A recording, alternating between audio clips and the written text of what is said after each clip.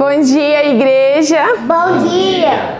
Deus tem nos dado um novo dia, não é, Rebeca? Mais um dia de vida. E nós estamos gratos porque o Senhor tem nos sustentado e nos mantido. Que bom que você está conosco mais uma vez. Olha, aqui na nossa casa nós temos três pessoas especiais e duas dessas eram pessoas que estavam aí esses dias do outro lado acompanhando o estudo bíblico e agora vieram nos visitar. As nossas irmãs Valéria, temos também a nossa irmã Mônica, que são lá de Dallas, dos Estados Unidos, para você ver como o trabalho de Deus vai tomando uma dimensão enorme, que você possa orar por esse projeto, que você esteja aqui conosco todos os dias e assim que a graça de Cristo encha o nosso coração. Eu convido você e toda a minha igreja também, vamos nos ajoelhar nesse momento, vamos orar. A gente tem uma igreja aqui. Pai do céu, obrigado pelo pessoal de casa, a gente vai louvar a Deus. Em nome de Jesus, amém.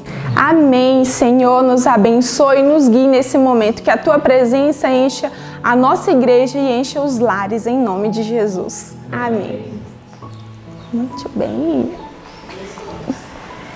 E agora nós vamos louvar cantando o hino número 15, Vós, criaturas do Senhor.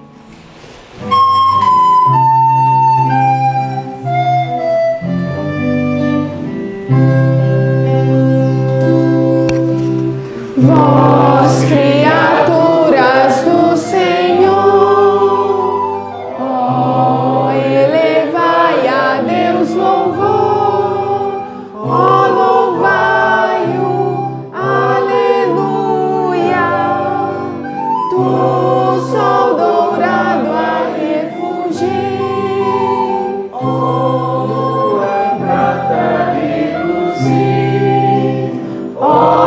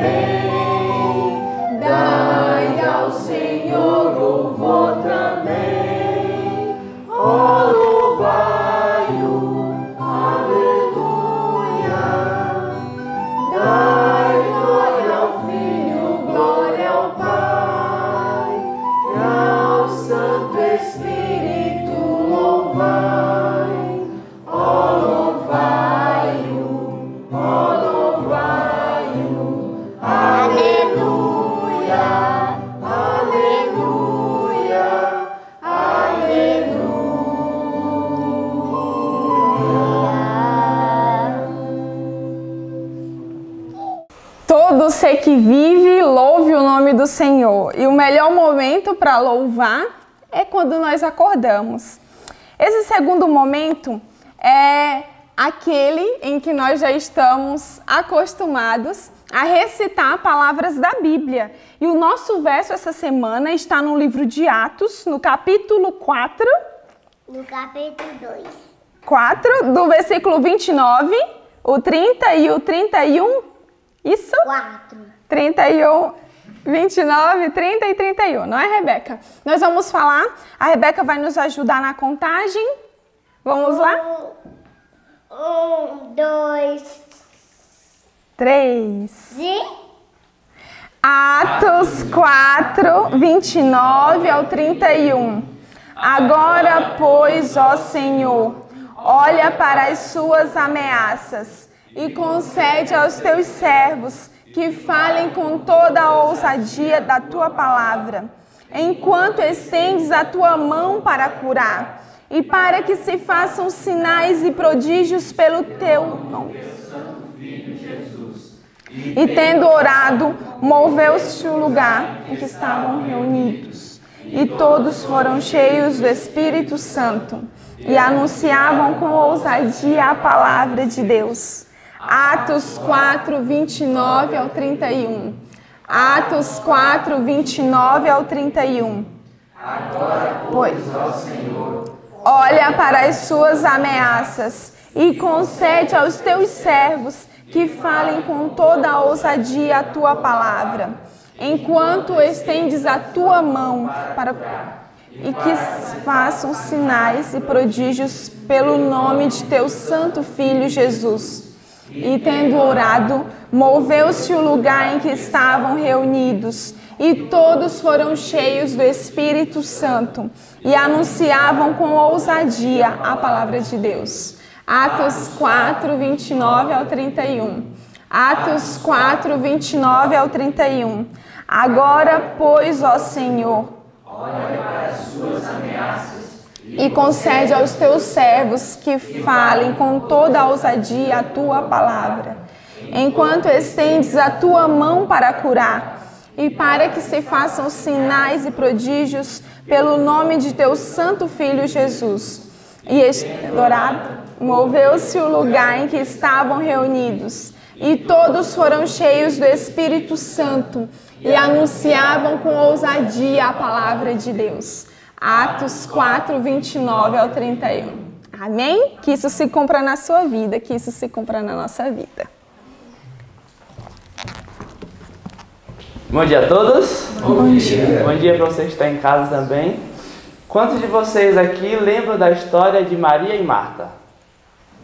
O que fala nessa história? Algum voluntário? Maria escolheu o melhor. Maria escolheu o melhor, que era estar aos pés de Cristo. E a música que eu vou tocar com o Joshua fala justamente sobre isso. Que estar aos pés de Cristo é melhor, que é o hino 422, assentado aos pés de Cristo.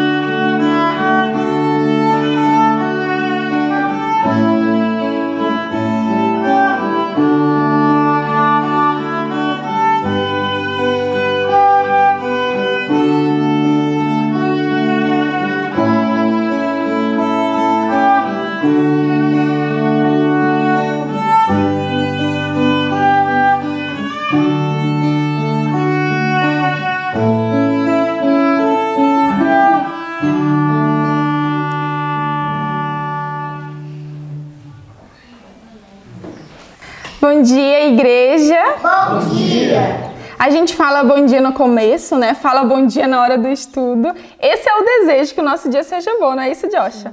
Hoje eu estou muito bem acompanhada. É a primeira vez que eu faço estudo com o Joshua, nosso amigo e irmão querido. Que bom que você está aqui comigo. E o estudo de hoje é um estudo muito bonito. Sim. Ontem, se você esteve aqui assistindo, E se não, eu te convido a buscar o vídeo de ontem, porque a história de ontem vai ser a base para entender a de hoje. E ontem foi um evento muito lindo, como dizem, apoteótico, foi algo grandioso. Você parou, Joshua, também, a igreja, para imaginar como foi aquela cena? Eu gosto de imaginar, porque parece que quando a gente começa a imaginar, os sentimentos vão fluindo. E eu convido você a pensar em um monte muito alto. Esse monte era o Monte Carmelo. E ali estavam reunidos muitos profetas de Baal. Ontem no estudo a gente viu que eram quantos?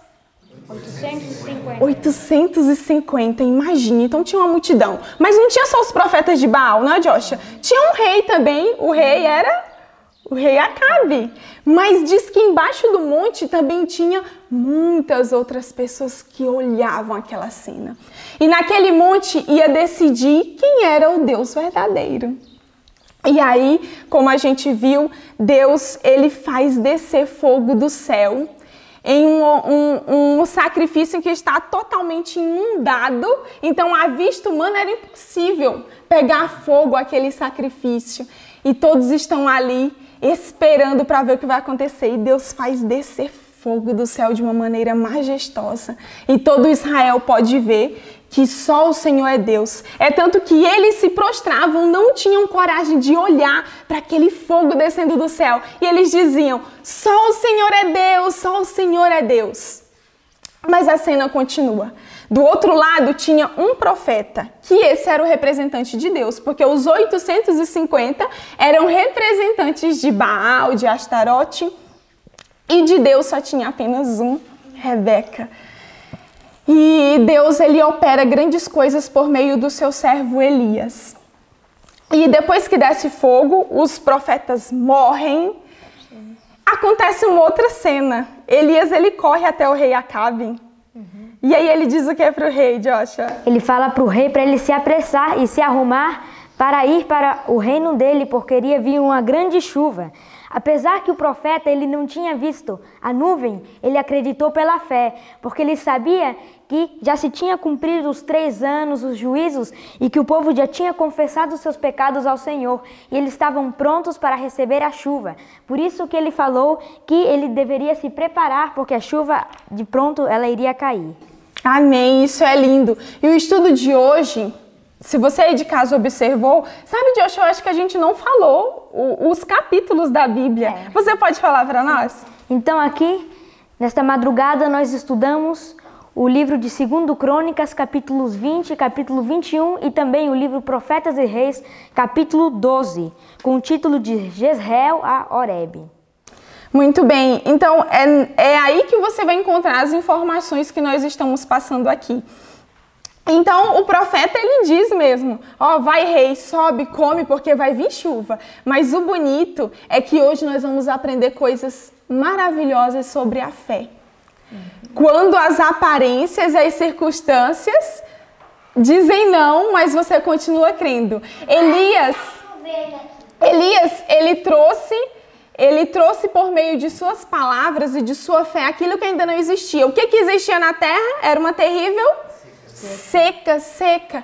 Mas eu achei isso muito lindo. Ele tinha cumprido tudo que Deus tinha mandado. Ele tinha feito toda a parte dele. E ele sabia que Deus ia cumprir a parte dele. Ele tinha certeza. Mesmo que ainda não visse nenhuma nuvem. Aí acontece a outra parte. Ele vai para um lugar fazer outra coisa. Ele sobe ao cume do Monte Carmelo. E aí ele faz uma oração e ele manda o servo dele ver na direção que estava o mar para ver se tinha alguma nuvem. E aí ele foi na primeira vez, não tinha, ele voltou, e aí Elias ele se voltou e ajoelhou de novo. Isso se repetiu durante 6 vezes. E na 7ª vez que ele mandou o servo, ele foi lá e ele disse, veja uma pequena nuvem do tamanho do palmo da minha mão. Mas apesar dele ter visto essa nuvem, Elias falou que já se tinha cumprido a promessa do Senhor. E ele voltou e foi lá para o rei falar para ele se apressar. E aí nós vemos que ele acreditou e aí depois todo o céu se tomou com conta daquela nuvem escura e começou a chover. E aqui a primeira lição que me faz refletir muito. Na verdade, esse assunto de fé é o assunto que mexe com a minha vida. Porque eu sempre olhei para Deus como o Deus que era o meu pai. E eu quero te falar que isso faz muita diferença na nossa vida. Ainda quando eu tinha 12 anos, eu comecei a entender. Joshua, eu era da sua idade. Como o tempo passa, né? Eu era da sua idade e eu comecei a entender que Deus é o nosso pai. Nosso pai. Se você começa a entender isso, a sua maneira de ver a vida muda. E Deus, ele vai cuidando de todos os detalhes. E aí entra a questão da fé perseverante. Quando Elias, primeiro ele não viu nada, mas ele falou, vai vir chuva, se prepara. E aí ele vai lá para o monte, clama por 6 vezes. E aí Deus nos ensina que as nossas orações precisam ser perseverantes. Pode falar, professora Joana. Olha só, que coisa interessante sobre o que você está falando, Paulinha, que é sobre a oração. Muitas vezes as pessoas oram anos por alguma coisa e às vezes não acontece. Mas nós temos que entender algo muito importante sobre essa oração de Elias. Elias estava cumprindo um chamado a qual ele tinha se ofertado ao Deus que tinha chamado. Deus o havia chamado. Quando ele disse que viria o juízo sobre a terra, ele estava cumprindo uma vontade de Deus. Ele não estava ali cumprindo o seu bel prazer, fazendo algo para si próprio, buscando de alguma maneira ganhar algum privilégio. Ele não estava buscando nada para si, ele estava cumprindo a vontade de Deus.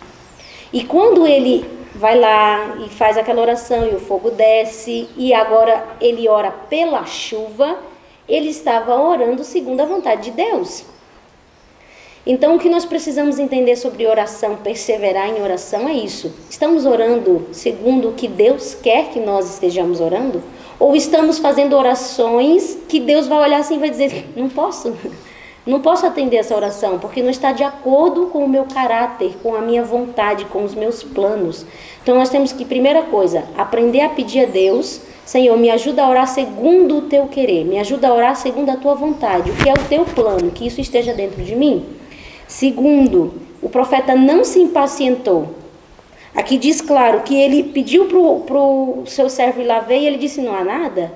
Mas ele não ficou impaciente, poxa, estou aqui orando, fazendo o trabalho de Deus e não acontece nada. Pelo contrário, ele esperou o tempo de Deus. E ele orou, perseverou em oração até que se cumpriu a promessa.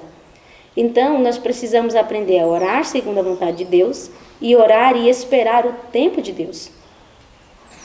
E talvez vocês se perguntem, mas isso mesmo, professora, mas e agora como que eu descubro que a minha oração está sendo segundo a vontade de Deus? Onde descobrir o que Deus quer que eu ore? Você já teve essa dúvida? Como eu sei o que Deus quer para mim? Porque a Bíblia diz, se pedirdes segundo a minha vontade, eu farei. Onde a gente descobre, Joshua, a vontade de Deus? Fazendo ela, mas onde eu encontro ela? Nele e na palavra. Isso mesmo, é na palavra. Muitas vezes as nossas orações, elas já tomaram um rumo de ser simplesmente, Senhor, me dá isso, me dá casa, me dá saúde, me dá um carro. Senhor, me dá um marido, um namorado, um filho, me dá isso, aquilo, me dá. Mas quantas vezes as nossas orações têm sido embasadas nas promessas de Deus? Já parou para pensar que os grandes personagens bíblicos, a vida deles estava baseada em uma promessa? Em um assim diz o Senhor? Olha que bonito. E olha como faz diferença se você parar e começar a orar por promessas, por coisas que Deus prometeu que estão na sua palavra. As nossas orações, elas terão um novo rumo, porque a gente vai estar orando por aquilo que Deus disse. Como foi muito bem falado, Elias estava orando pelo quê? Pelo aquilo que Deus já tinha prometido. Abraão viveu a vida inteira pelo quê? Pela uma promessa que Deus falou. Eis que você será uma bênção e de ti eu vou fazer uma grande nação.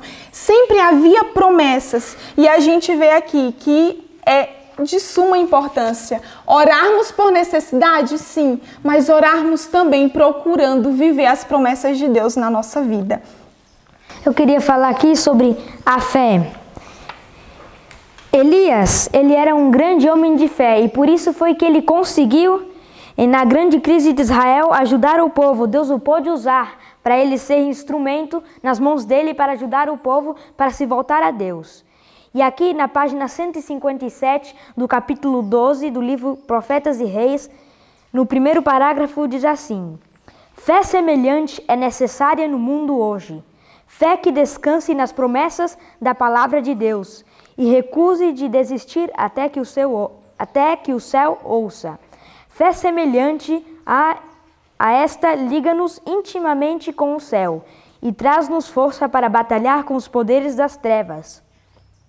Pela fé, os filhos de Deus venceram reinos, praticaram a justiça e alcançaram promessas, fecharam as bocas dos leões e apagaram a força do fogo, escaparam ao fio da espada, da fraqueza tiraram as forças, na batalha se esforçaram, puseram em fugida os exércitos dos estranhos. E pela fé devemos alcançar hoje os mais altos propósitos de Deus para nós.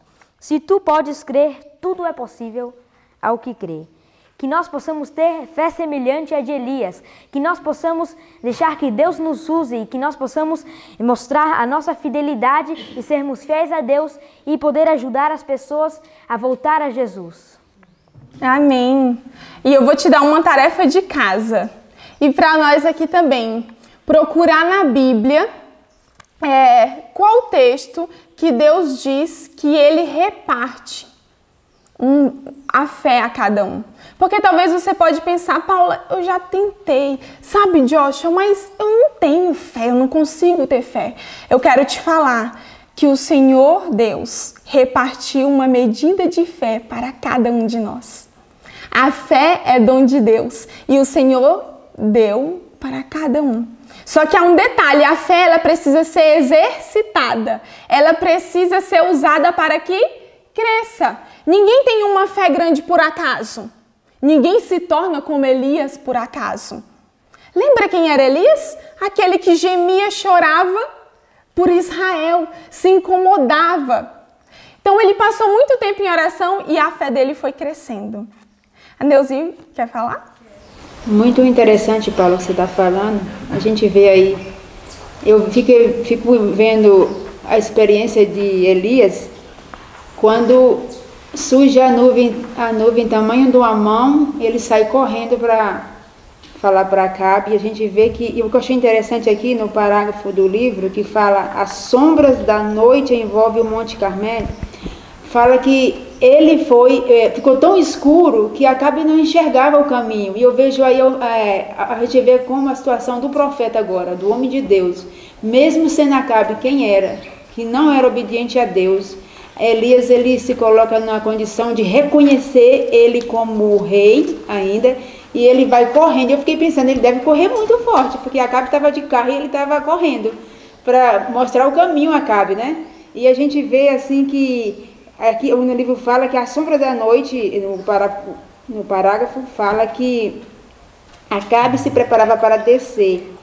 Sucedeu então que os céus se ennegreceram com nuvens e ventos, veio uma grande chuva. É muito interessante. De repente agora, depois de 3 anos e meio, veio uma grande chuva e escureceu tudo.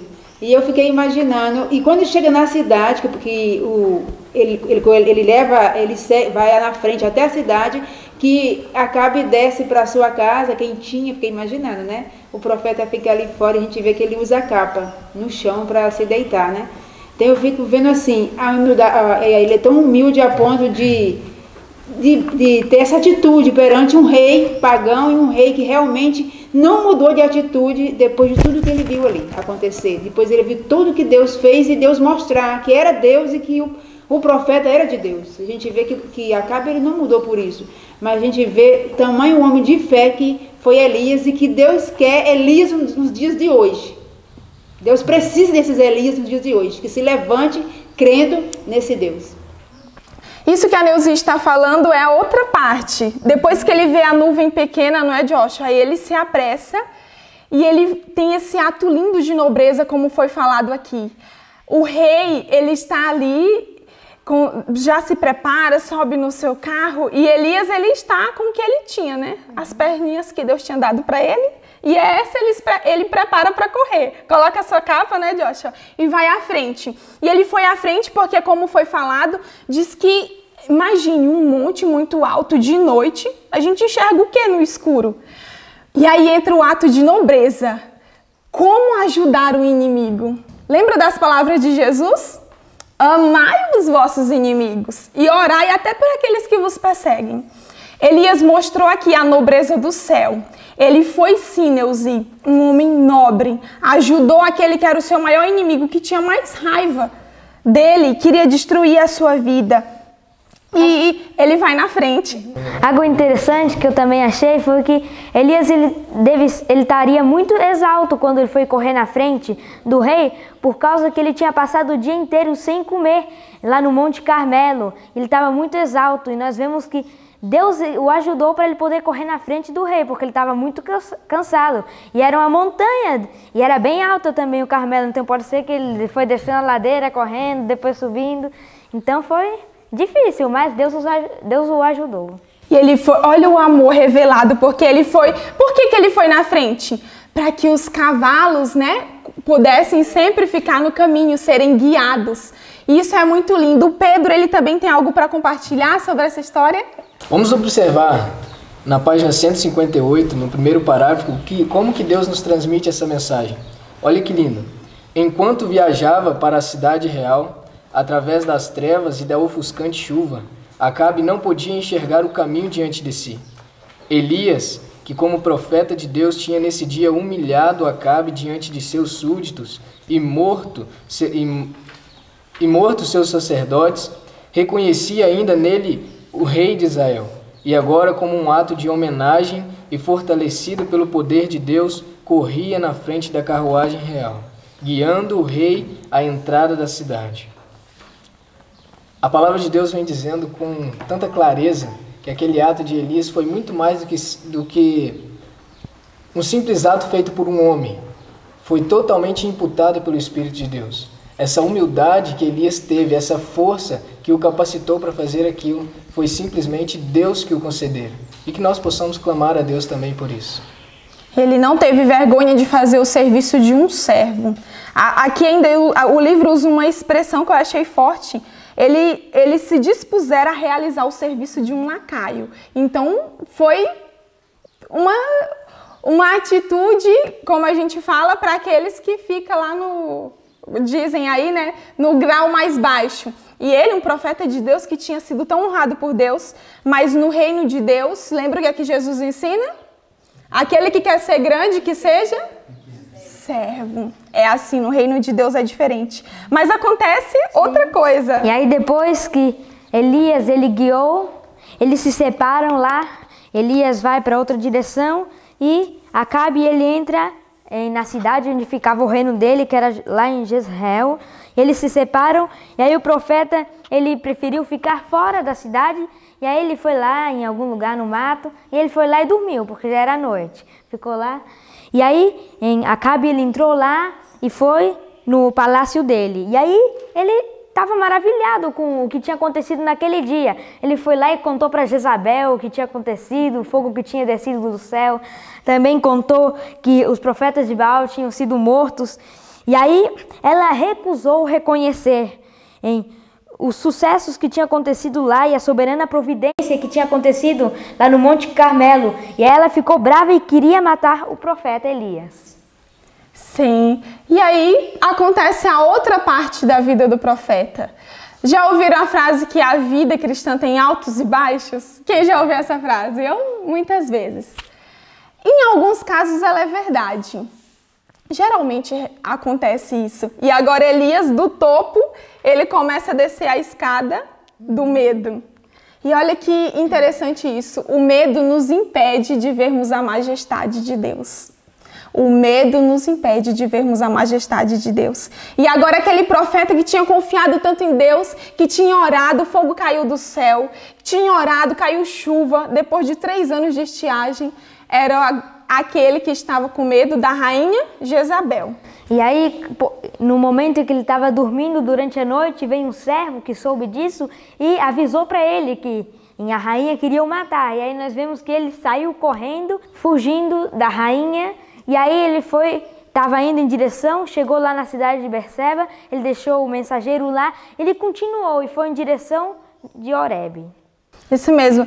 E ele fugiu com medo dessa rainha porque o que ela tinha que dava medo? O que a mulher tinha que deu medo nesse profeta que confiou tanto em Deus e agora estava fugindo com medo de uma rainha? O livro diz que ela era endurecida e impenitente. Professora Joana, faltou a fé. Elias não estava pronto para o fracasso. Quando Elias entrou nessa luta com Deus, ele esperava um grande reavivamento, uma grande reforma. Quem não esperaria depois de um grande espetáculo como aquele? Então, no coração de Elias havia, agora sim, o povo vai se reformar, agora sim Acabe vai colocar a cabeça dele no lugar, mas Acabe era um fraco, um covarde, que era direcionado por essa obstinada da Jezabel, que era tão ruim que nada convencia aquela mulher. Então, imagina, Elias não estava pronto para ver a sua obra fracassar. Mas o que Elias não sabia é que não iria fracassar. E ele perdeu a fé, ele acabou que, pronto, agora estou na mão de uma mulher maluca que vai acabar com a minha vida e quem vai ser por mim? Acabou, o texto diz aqui claro, esquecendo-se de Deus, esquecendo-se que Deus havia o sustentado por 3 anos, esquecendo-se que Deus havia respondido a sua oração, de que a terra tinha ficado sem chover quantos anos, e choveu após a oração dele, esquecendo-se que Deus havia feito por ele. Diz que ele fugiu, e fugiu, e fugiu, e fugiu com um medo tremendo. Agora, veja só, o que mais me impressionou foi que a palavra de Deus aqui no capítulo de hoje, capítulo 12, e o parágrafo que começa assim, ó. Elias não deveria ter desertado de seu posto de dever. Elias não deveria ter saído. Ainda com medo, ainda com tudo no coração, ele não deveria, ele tinha que ter permanecido firme no posto dele. E diz assim, ó, que ele deveria ter enfrentado as ameaças de Jezabel e ter confiado no Senhor. Ele deveria ter dito ao mensageiro que o Deus em quem confiava o protegeria contra o ódio da rainha. Apenas poucas horas haviam decorrido desde que ele testemunhara a maravilhosa manifestação. Como você disse, numa hora lá em cima, outra hora lá no vale. Imagina isso. E aqui diz assim, ó. Tivesse ele ficado onde estava, eu tenho medo desse tivesse. Porque o tivesse poderia ter sido. E não foi. Porque a gente de alguma maneira atrapalhou. E aqui diz assim, ó. Tivesse ele ficado onde estava, tivesse feito de Deus seu refúgio e fortaleza, permanecendo firme pela verdade, e teria sido abrigado do perigo. O Senhor lhe teria dado outra assinalada vitória, enviando seu juízo sobre Jezabel. E o mais impressionante, e a impressão feita sobre o rei e o povo teria dado lugar a uma grande reforma, que era o que ele mais queria. Deus iria fazer a obra de Elias terminar com um grande êxito, se ele não tivesse deixado o posto de dever. E isso fica uma lição muito importante para nós. Porque nós precisamos, apesar das nossas emoções e circunstâncias, continuar. Nós não podemos parar porque estamos sentindo emoções que atrapalham o plano de Deus. Precisamos permanecer, ainda que tudo desabe ao nosso redor. E isso não é fácil. Isso se consegue com busca a Deus. Maria?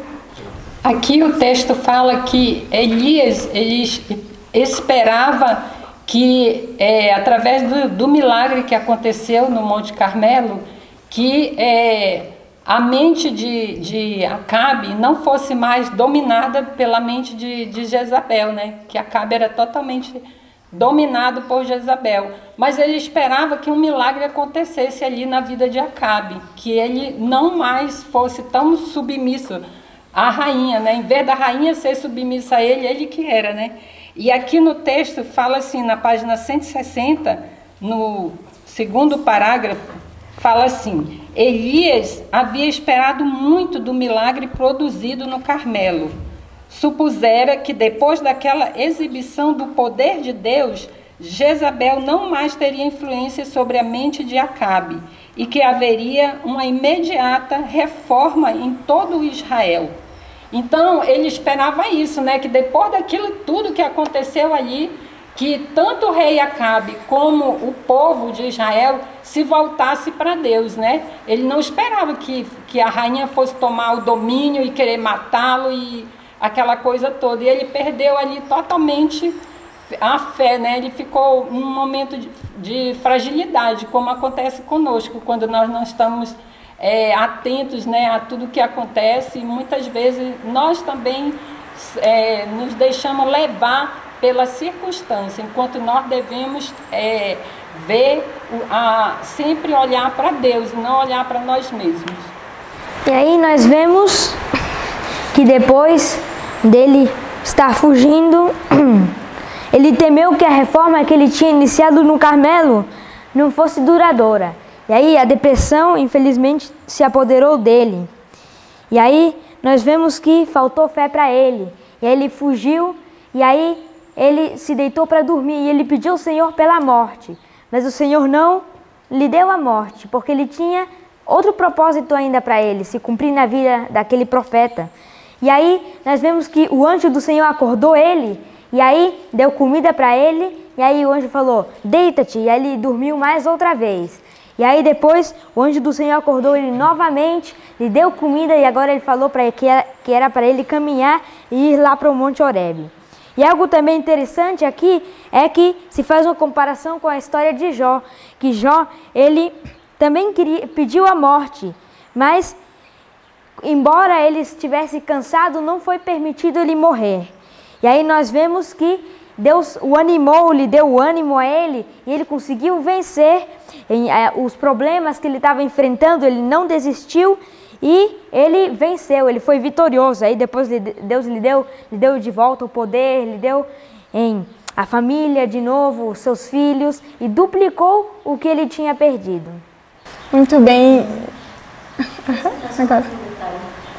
Talvez o pessoal de casa esteja pensando assim, mas o desânimo é comum a todo mundo, e realmente é. Quem nunca se sentiu desanimado?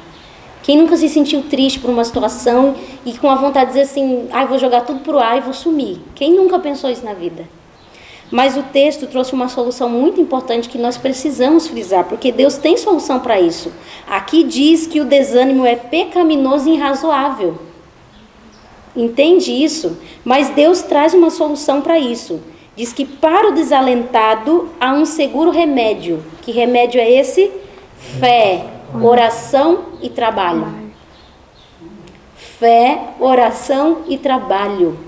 Esse é o remédio de Deus para você que está se sentindo triste, desanimado, sem esperança, sem propósito. Esse é o remédio, é a solução. E sabe o que eu acho mais incrível? A maneira como Deus lidou com Elias.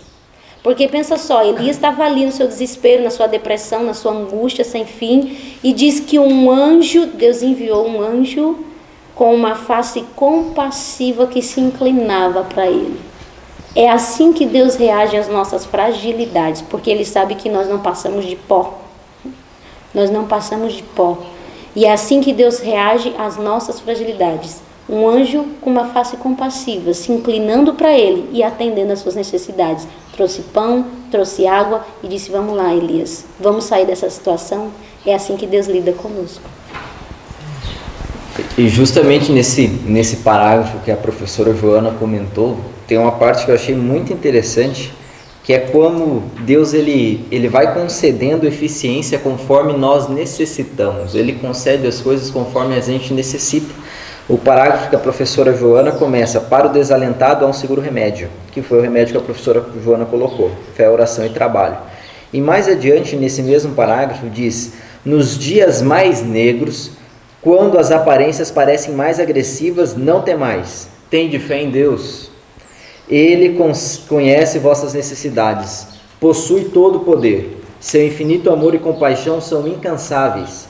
Não receeis que ele deixe de cumprir sua promessa. Ele é eterna verdade. Jamais mudará o concerto que fez com os que o amam, e concederá a seus fiéis servos a medida de eficiência que suas necessidades demandem. Então Deus, ele não desampara. Deus, ele não deixa com que suas promessas caiam por terra, ele cumpre. No entanto, ele vai cumprindo conforme as necessidades do homem vão demandando.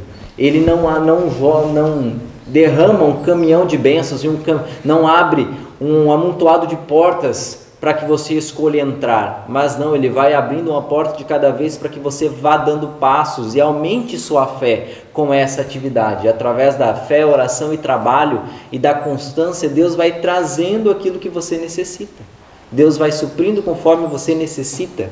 Então, por isso que Jesus nos incita a nos preocuparmos com o hoje, não com o amanhã, porque o amanhã traz novas dificuldades, e para essas novas dificuldades, Deus vai demandar aquela.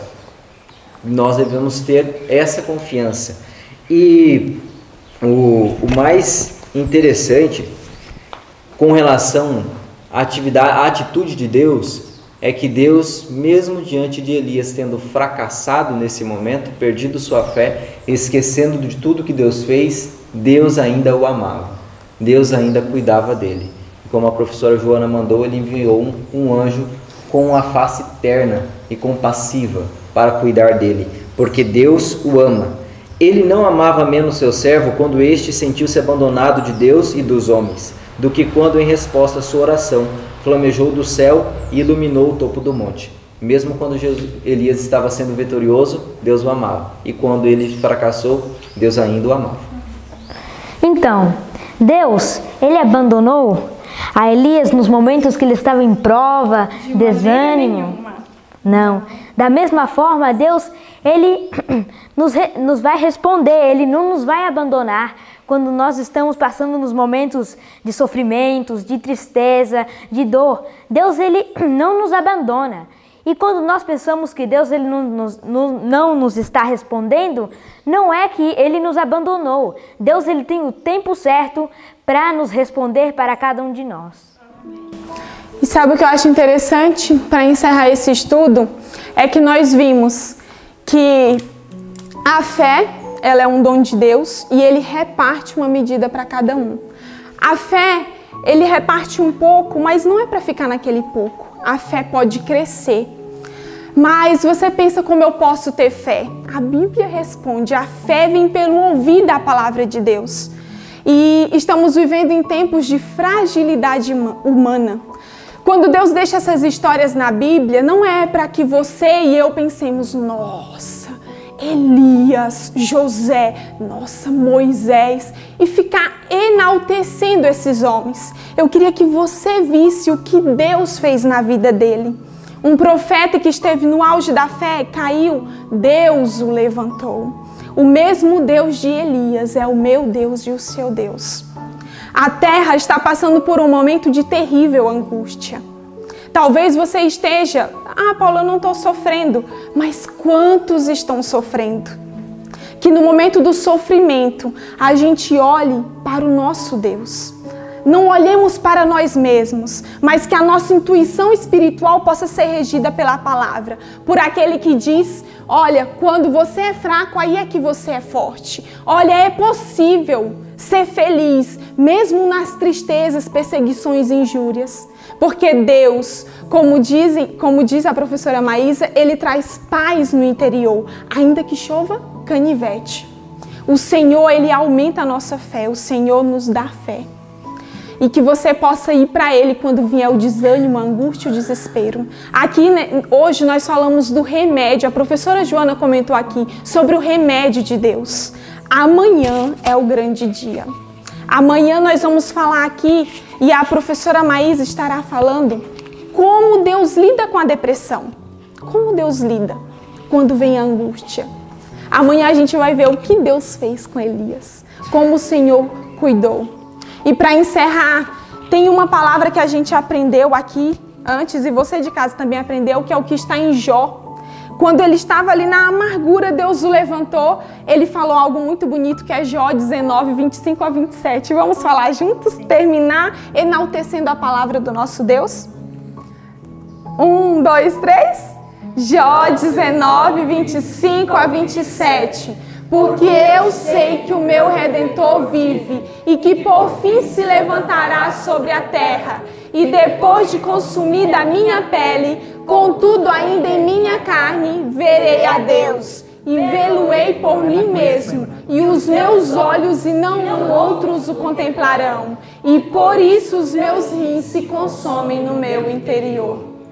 Jó 19, 25 a 27. Não tenha medo, enfrente as lutas. O Senhor certamente não nos abandonou e nunca nos abandonará, porque Ele está conosco. Amém? Vamos orar, Rebeca? Rebeca vai orar pelas crianças. Pela comidinha também. Joshua vai orar pelas pessoas que estão no campo, os missionários, Joshua. E eu vou orar para que o Senhor nos dê uma fé grande para enfrentarmos as tempestades desse tempo. Especial da nossa casa. Oremos então? Papai do céu, obrigada. As crianças têm que prestar atenção da manga, mamão já caiu e banana com aveia, Senhor. Em nome de Jesus, amém. Amém. Querido Deus, te agradeço por mais este dia que o Senhor nos acordou com vida e com saúde. Eu quero te agradecer porque o Senhor nos está dando o privilégio de fazermos este culto, Senhor. Que o Senhor possa abençoar as pessoas que estão em casa, que o Senhor possa tocar os corações de cada um de nós. Amém. Eu peço neste momento especialmente pelos missionários que estão no campo, por todos aqueles missionários no mundo, Senhor. Que o Senhor possa abençoar a eles, que o Senhor esteja com eles e que os missionários possam, e todos nós juntos, avançar a obra do Senhor e alcançar mais pessoas para que Jesus volte logo. Amém. Que o Senhor abençoe a cada um de nós e que este dia seja um dia abençoado, Senhor. Amém. Que o Senhor nos abençoe em nome de Jesus. Amém. Senhor, pedimos a tua bênção mesmo e de uma forma muito especial. Queremos que o Senhor nos visite durante todo este dia. E eu oro por aqueles que estão assistindo nessa hora. Senhor, nem consigo imaginar até onde este vídeo vai. Mas o Senhor tem uma obra para cumprir nessa terra. Por isso eu peço que o Senhor aumente a fé de quem está nos ouvindo e aumente a nossa também. Senhor, nos ajude a exercitar a cada dia a nossa fé pela tua palavra. Que possamos nos agarrar às tuas promessas. O Senhor é o Deus que diz em Isaías 41:10, filho, não temas, porque eu sou contigo. Não te assombres, porque é eu que sou o teu Deus. Eu te fortaleço, eu te ajudo, eu te sustento com a minha destra fiel. Senhor, que isso se cumpra em nossas vidas. Eu peço que o Senhor visite cada hospital, cada lar, Senhor, que está coberto pelas trevas do desânimo, do desalento. Pai, porque Satanás, ele aflige mesmo, para que não tenhamos fé no Senhor, para que não vejamos que o Senhor é um Pai de amor. Mas, por favor, dai-nos uma visão larga, que possamos olhar além do sofrimento e, assim como Jó, suportarmos o tempo da aflição, para que possamos também, no dia da glorificação, estarmos firmes em Ti, em nome de Jesus. Amém. Até amanhã. Até amanhã.